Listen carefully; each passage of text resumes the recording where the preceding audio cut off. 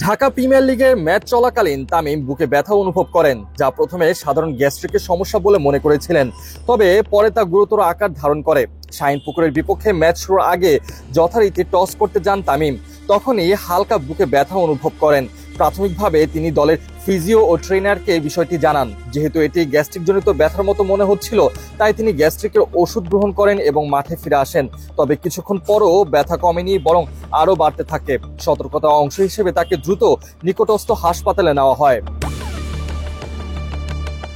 ফজিলাতুন্নেসা মুজিব হাসপাতালে নিয়ে প্রাথমিক চিকিৎসার পর তামিম বিকেএসপিতে ফেরেন, কিন্তু কিছুক্ষণ পরে আবারও ব্যথা বাড়তে থাকে। তখনই বোঝা যায় এটি কোনো সাধারণ সমস্যা নয়। দ্রুত তাকে আরও উন্নত চিকিৎসার জন্য অন্য হাসপাতালে নেওয়ার পরিকল্পনা করা হয়।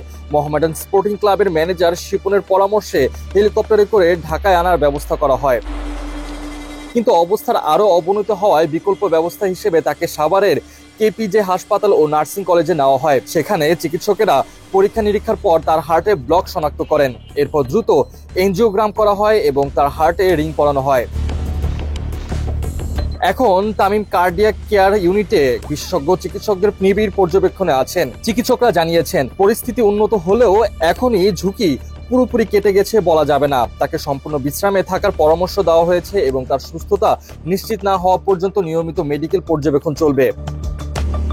তামিমের অসুস্থতার খবর পেয়ে তার স্ত্রী আয়েশা সিদ্দিকী, বড় ভাই নাফিস ইকবাল সহ পরিবারের সদস্যরা দ্রুত হাসপাতালে ছুটে যান। বিসিবি পরিচালক ও কর্মকর্তারাও হাসপাতালে গেছেন এবং সার্বক্ষণিক খোঁজ রাখছেন। এদিকে তামিমের হঠাৎ অসুস্থতার কারণে বিসিবির আজকের নির্ধারিত বোর্ড সভা স্থগিত করা হয়েছে। বিসিবির এক কর্মকর্তা জানিয়েছেন, আমাদের কাছে ক্রিকেটারদের সুস্থতাই প্রধান বিষয়, তাই বোর্ড সভা আপাতত স্থগিত করা হয়েছে এবং আমরা তামিমের সর্বশেষ অবস্থা পর্যবেক্ষণ করছি।